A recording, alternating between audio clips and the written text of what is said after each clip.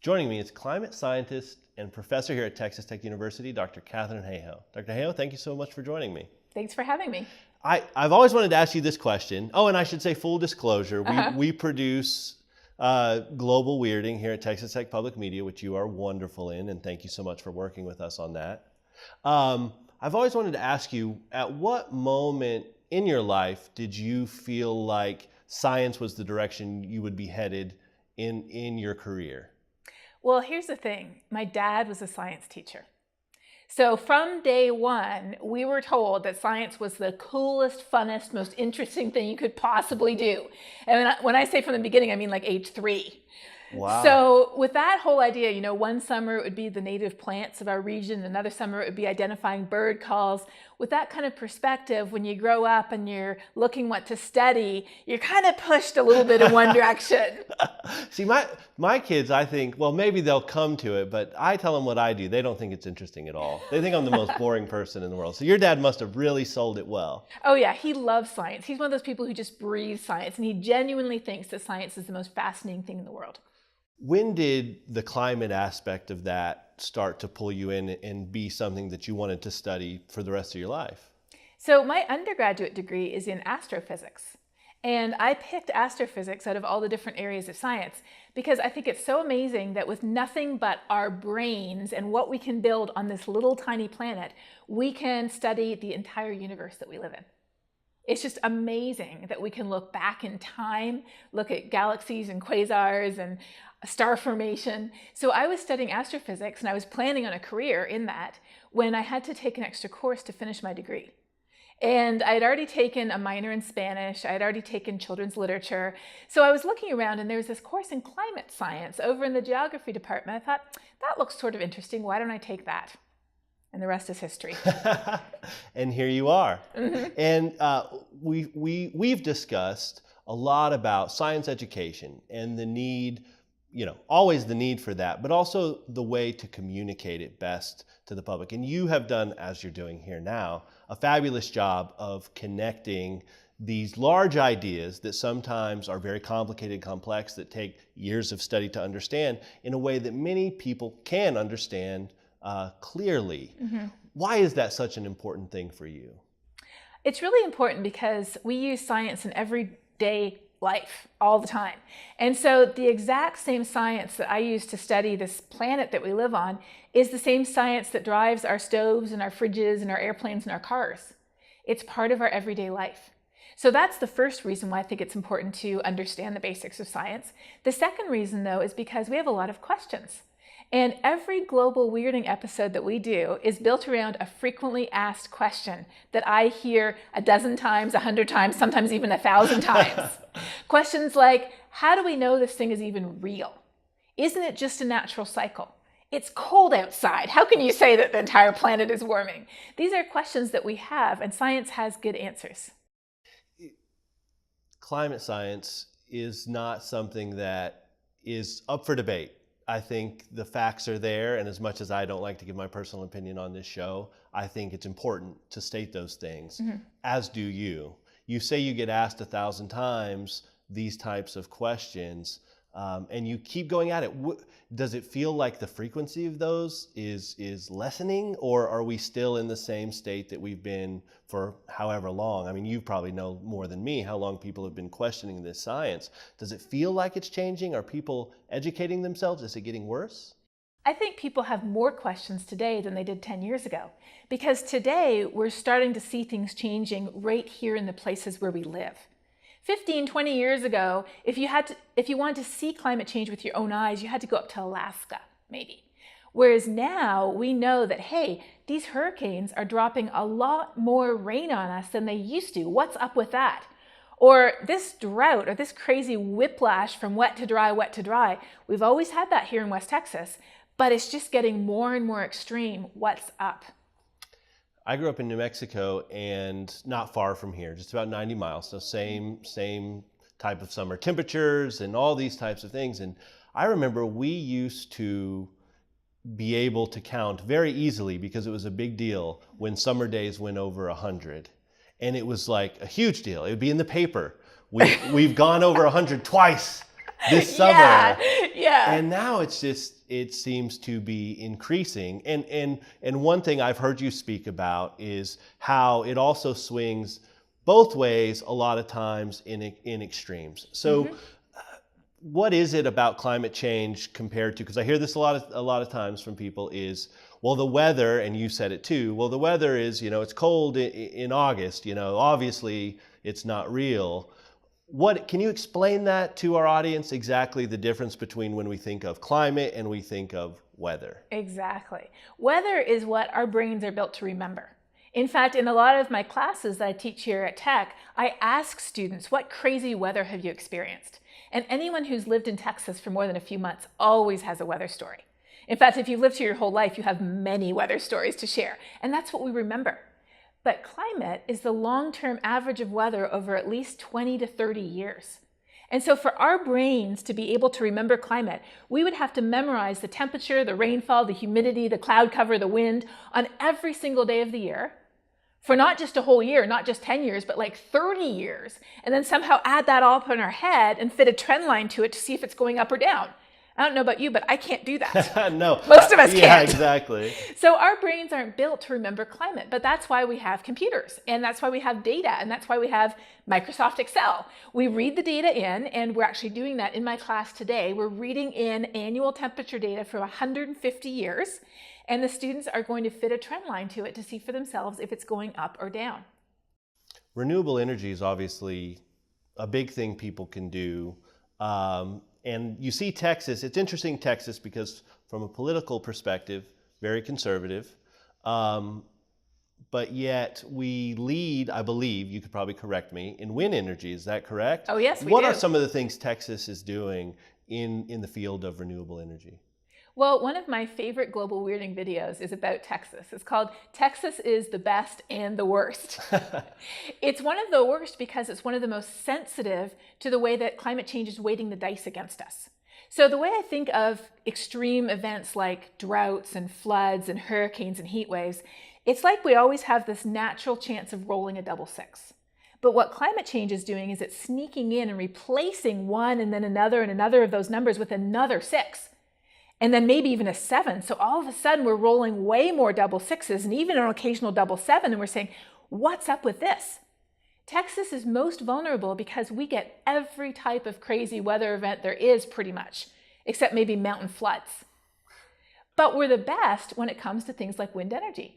We have 25,000 jobs in the wind energy industry right here in Texas. We're up to 18% of our electricity being generated by wind power, and that's going up every single year. We're building new solar and wind farms right here in West Texas, and we are actually leading the country in wind energy, which is incredible because it provides jobs.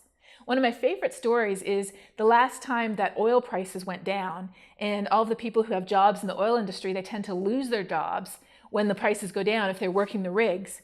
A San Antonio company that manufactures solar panels stepped up and took in a bunch of out-of-work oil patch workers and trained them to do solar power installations because they couldn't keep up with the demand. That is a conservative economy to me. Why does climate science get so caught up in political rhetoric and politicized? I can't figure that out. It is tough. And I have to say, the first lecture I ever gave at Texas Tech, it was in a geology class, and I was talking about the geological history of natural carbon dioxide in the earth. The first question I got during that lecture was, "Are you a Democrat?" I said, "What? No, I'm Canadian." I couldn't figure it out either, because a thermometer isn't Democrat or Republican. It doesn't give us a different answer depending on how we vote. But I'll tell you what is very political, and that is the solutions. Many people see the only solutions to climate change as big government solutions, as the government stepping in and telling us how to set our thermostat, what type of car we are or aren't allowed to drive, how much water we can use, and honestly, nobody wants that. That's why I'm so excited about the type of solutions we're growing here in Texas, where you've got Fort Hood, the biggest army base in the country, in Killeen, going with wind and solar because they'll save $150 million of taxpayer money. You have entire towns like Georgetown going with clean energy because business students told them how much money they would save. You have wind turbines and solar farms going up on producers' land all around West Texas because the check arrives in the mail. Those type of solutions I think everybody can get on board with. there was a lot of talk at the outset of the Trump administration about the Paris Climate Accords. It was a big thing that they sort of volleyed back and forth of removing us from, which they eventually did. What is the significance of that, of doing that? Well, a lot of people I don't think know what it is and then knew exactly what we were withdrawing from and then the implications of what that means for us. Yes. So I was actually in Paris when the Paris Agreement was signed, and it was incredible because every single country in the world has now ratified it except the United States. That's a pretty big deal when you think about it, because we don't live on a separate planet. We live on the same planet as everybody else, and our atmosphere and our ocean and our economy is still connected.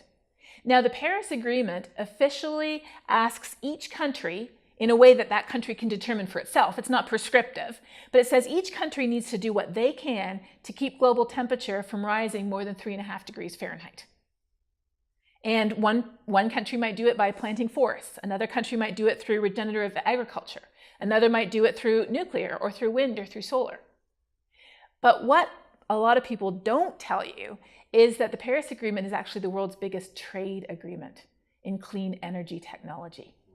Because today, China is leading the world in clean energy technology. The United States is not number one.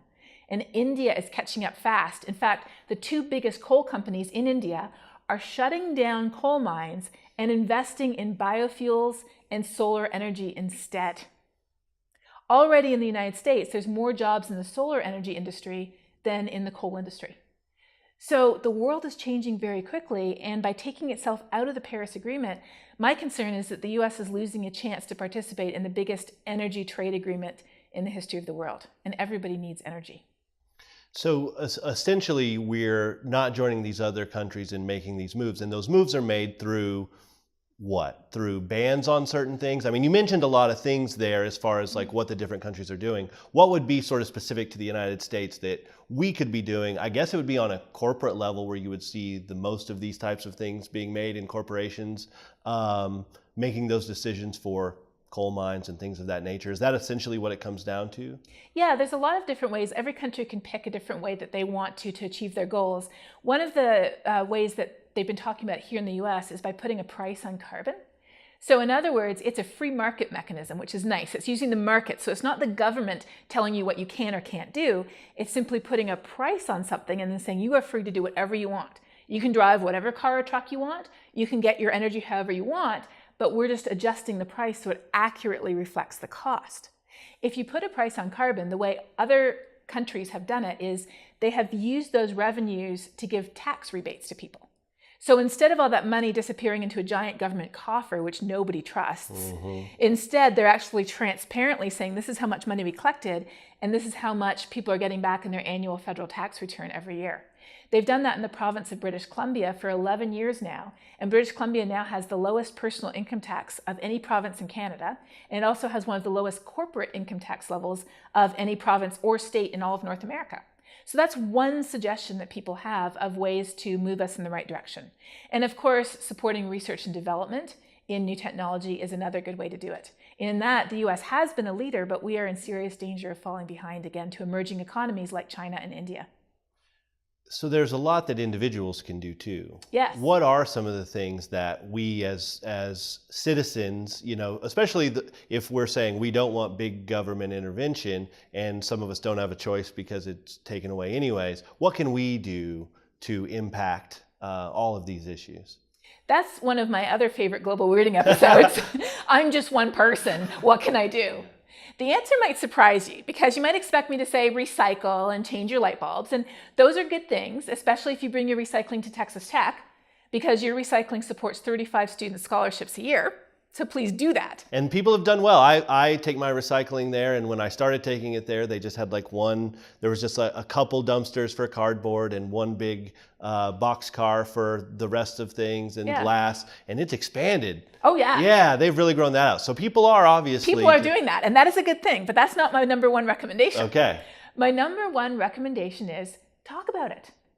Because studies have showed that 75% of us, that's 3/4 of us, don't even hear somebody else talk about this issue more than once a year, let alone talk about it ourselves. And if we don't talk about it, why would we care? We talk about the things that we care about. So watch some of our global weirding videos and learn what climate change means to Texas. How is it affecting us? What does it mean for our hurricanes? What does it mean for our droughts and our agriculture, our economy? But what are some cool ways that we can fix it that are good for our economy, that grow local jobs, that invest in local rural communities? Talk about it is the most important thing we can do. And then the second most important thing we can do is step on the carbon scales. So just if you're going to lose weight, you step on the scales first, you scream in horror, and then you decide, I really do need to lose 15 pounds or whatever, and then you have a goal. So in the same way, if you Google carbon footprint calculator, it'll take you to all kinds of good websites. I'm not going to recommend one specific one because they're all good. And what you do is you enter all kinds of information on how big a house you live in, how many people live in it with you, what type of car you drive, how often you eat meat. All these different things contribute to your carbon footprint. And at the end, it will tell you what your footprint is and what you personally can do to reduce it. And that's why I don't want to be too prescriptive, because for some people, it might be replacing that giant old gas guzzler with a more efficient vehicle that saves you money.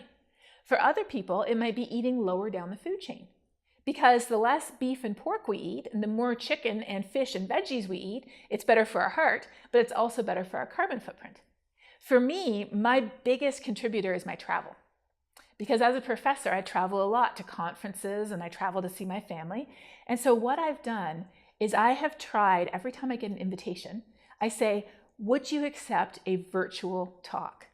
And it's gotten to the point now where 3/4 of the talks I give are virtual. So pretty much zero carbon. That's what I do. The beef the beef industry, Yeah. obviously a lot of meat production uses up a lot of energy, but it's not just, it's President Obama was sort of criticized once because he made that comment about how much that industry basically causes. Is that the number one cause in our country, is livestock and the production of food basically? No, the number one cause is burning coal and gas and oil. That's number one. Agriculture is number two. But I'm really excited because here at Texas Tech, we're also doing research on sustainable agriculture. Because it isn't just the cows themselves, it's the way that they're grazed. And if you can do sustainable agriculture where you use livestock to naturally graze instead of factory farming, you can actually cause the land to take carbon up. So you can have carbon neutral beef production if you do it the right way. And that's one of the things that I'm really proud of that we're studying right here at Texas Tech. Now, you can't produce as many cows, so it would mean more expensive beef. And if you go to free-range beef in the supermarket, it does cost more money, but it's done in a much more sustainable and healthy way. 2 degrees is a number that's talked about a lot, and maybe that's even changed, because I know as things get studied and as we observe what's happening around us and look at those trend lines, I'm sure it can change a little bit, but 2 degrees is talked about a lot. What does that mean when people say 2 degrees? What does it look like once we get there? Yes. So the Paris target is for 2 degrees Celsius or 3.5 degrees Fahrenheit. What would that mean for Lubbock? Well, do you remember the summer of 2011? Yes. That was my first summer here. Oh, it was? Okay. Yeah. That was the crazy hot summer where we had dozens of days over 100 degrees. I remember our AC bill, it was 3 figures, and we're not very exorbitant with AC. Yeah. It was a terrible year for drought, for farmers, for ranchers, for cattle, for the cotton crop. And one of the reasons it was so bad was because it was so hot. Yes, it was dry, but it wasn't just dry, it was really hot. And all of that heat dried out our soil moisture, it dried out our reservoirs, and it led to billions of dollars worth of agricultural losses. So if the world warms past about 2 degrees Celsius, which is about 3.5 degrees Fahrenheit, the average summer would be as hot as 2011. So we would see summers that were cooler, we would see summers that were hotter, but imagine the average summer being that bad. That's one of the reasons why 2 degrees isn't a magic number. I mean, 1.9 doesn't mean everything's fine and 2.1 doesn't mean everything's over, but it's like smoking. The more cigarettes you smoke, the greater the risks. And so the further we go past 2 degrees, the greater the risks of seeing summers like 2011 become the norm rather than the exception. And that's something that nobody wants. Is it feasible? This is a personal opinion, obviously, I'm asking of you. Is it feasible for the world to be able to get there with the 2 degrees? Well, you're asking all the questions that we try to answer with global weirding. One of our videos is it too late? And again there, I think smoking is a good analogy. So if we've smoked a pack of cigarettes a week, pack of cigarettes a day for years and even decades, some amount of damage is inevitable. And we are already seeing changes today that are built into the system. But what I do is I study the future, and I know that the future depends critically on the choices that we make today. We absolutely have the ability to avoid most of the very serious and dangerous impacts if we can wean ourselves off coal and oil and gas as soon as possible. It's already happening. And people may say, well, don't we need oil for other things? Yes, we do. All the plastics we use are made of oil, but if you don't burn them, they don't contribute to climate change. So will we still be producing oil 50 years from now? Yes. But I think people will look at us and say, you used to burn this stuff? Are you crazy? We need it for so many other things. It's the burning it that produces the warming. And we have to wean ourselves off that as soon as possible to try to keep the warming as low as possible, not because of the polar bear, because of us. You've also said, and I know other scientists in this field have talked about, another way to make a difference is at the ballot box. Are there resources, not going to endorse anyone here, but are there resources people can look up to where they can see those stances, or do they need to go to the individual websites? I just wonder if there's an organization, like a climate organization, who looks at these issues and maybe lists candidates who are specific to these types of issues and vote a certain way on them. That's a good question. I need to look that up. I do know there's the League of Conservation Voters that issues a scorecard. And so then, that would be so, yeah. Yeah, there's that. And then one of my favorite organizations is Citizens Climate Lobby, because they have sponsored the Bipartisan Climate Solutions Caucus, where you can only join, if you're a congressman or congresswoman, you can only join with somebody from the other party. So they now have over 70 members, half Republican, half Democrat, all committed to looking for climate solutions. And in my opinion, that's exactly what we need. And this organization, Citizens Climate, are there branches, divisions? Where can people find more information about that if they're interested in getting involved? So Citizens Climate Lobby is very active in the Gulf Coast area. We have a chapter in Lubbock, and there's chapters in many other cities around Texas and the Gulf Coast. If you just go to citizensclimatелobby.org, that's the best place to find them. And another full disclosure thing I need to say here is Citizens Climate Lobby is an underwriter for Global Weirding and on our Wednesday Science Night, because they believe in bipartisan solutions and that a thermometer is neither Republican or Democrat, as you said earlier. And, I want to add too, the reason why we take these issues up is because they're important to the citizens in Lubbock. And I directed a film that we produced here at Texas Tech Public Media called Between Earth and Sky, which you were a huge part of, and we're very grateful for that. And it's not to politicize it, because it's not politicized. And these are the things that we're seeing. And growing up in this region, I see it all the time. I've studied it, I've researched it, many people on staff here, and we see it as a real issue that affects the people of Lubbock, Texas. And so there may be viewers out there who, because it is a politicized issue, may see this as us getting involved in something that's political, but it's not. No. If we live here in West Texas, why would we not want this place to continue to support ourselves and our families and our communities the way it has in the past? If we're conservative, why would we not want to conserve our resources? If we're Christians, why would we not want to be good stewards of what God has given us? It just makes sense. It's who we are to care for the place where we live. Absolutely. You travel all over the world talking about this and speaking to groups and advocating on behalf of science education and all those types of things. You also get a lot of pushback, or really, I shouldn't say pushback. You get a lot of really bad comments said about you. How do you shrug that off? Because you do it so well. I don't know if anyone else could handle how much, I'm sure it affects you, but how are you able to kind of shrug it off and keep going? Well, I'm not going to lie. To be told every single day that you're a greedy idiot who's just in it for the money, or that you're arrogant and you don't understand what's actually happening, it can drain you for sure. But the reason why I keep going is first of all, because I truly believe that this is the truth. And knowing the truth is what sets us free. And the second reason why I can keep going is because my identity is not based on what people think of me. My identity is based on the fact that as a Christian, I believe I'm a child of God. And because of that, I can say, you know what? You might think I'm an idiot, but that's okay, because I'm not. And I always use the analogy too of just telling people, like, if none of the things that you can do that can make a difference are going to change your life in any major, I mean, there's now, because of the science, there's so many ways that you can go on living just like you're living now, but you're making some decisions that make it better for the environment. Like, I try to think about it all the time. I turn off the faucet instead of letting it run when I brush my teeth. I recycle, all these types of things. I've done the carbon footprint. I found these things out, and really, it has not changed my lifestyle one iota. Well, I have to say, to be honest, my plug-in car saves me so much gas money. I love it. When I switched out my light bulbs for LEDs that you can get for a couple of dollars now at Walmart or Home Depot, I noticed the drop in my power bill. Yeah. So some of the things might make no difference, but some of the things actually make a positive difference to our lives. So why not? Absolutely. And so that's what I always say is, if I'm making these decisions and my life is either not changing or getting better, and I'm not wrong, and climate science isn't wrong, but if it were, nothing changes for me. Exactly. But if the other side of the argument is wrong, it could be catastrophic for us all. So why not make the change? Exactly. We're out of time. Dr. Hayhoe, thank you so much for being here. It is always a pleasure to see you Likewise. and to talk with you. For more information on this, you can go to our website, ktdz.org, watch more episodes of The Sit Down, as well as see all the great episodes of Global Weirding. Thanks. Thank you.